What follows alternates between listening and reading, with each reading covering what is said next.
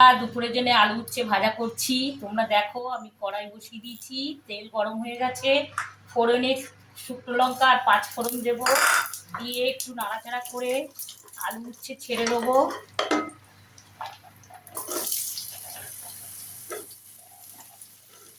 দিয়ে একটু নাড়াচাড়া করবো, নাড়াচাড়া করে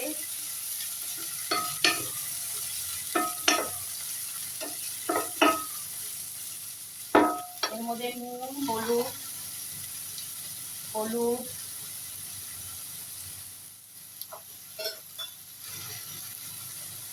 স্বাদ অনুযায়ী নুন দিয়ে আরেকটু নাড়াচাড়া করবো, করে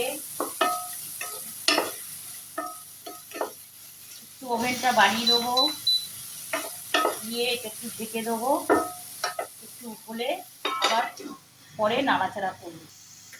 ঢাকাটা তুলে একটু নেড়ে চেড়ে দেখলাম এখনো উচ্ছে আর একটু শক্ত আছে, আর একটু নাড়াচাড়া করে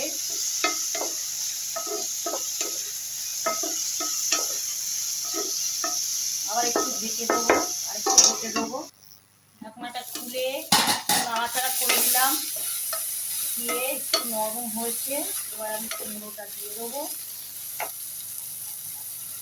কুমড়োটা দিয়ে দিলাম, দিয়ে ভালো করে নাড়াচাড়া করে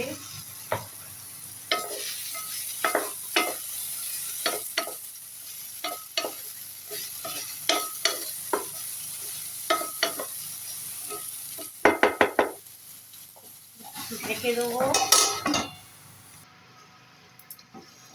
বন্ধুরা, ঢাকনাটা খুলে আমি দেখলাম হয়ে গেছে আলু উচ্ছে কুমড়ো ভাজা। নামানোর আগে একটু সামান্য মিষ্টি দেবো, এটা স্বাদ অনুযায়ী, দিয়ে একটু ভালো করে নেড়ে চেড়ে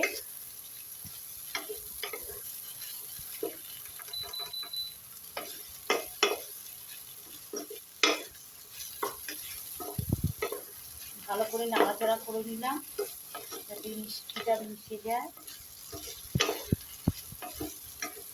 আমার আলু উচ্ছে কুমড়ো ভাজা হয়ে গেছে।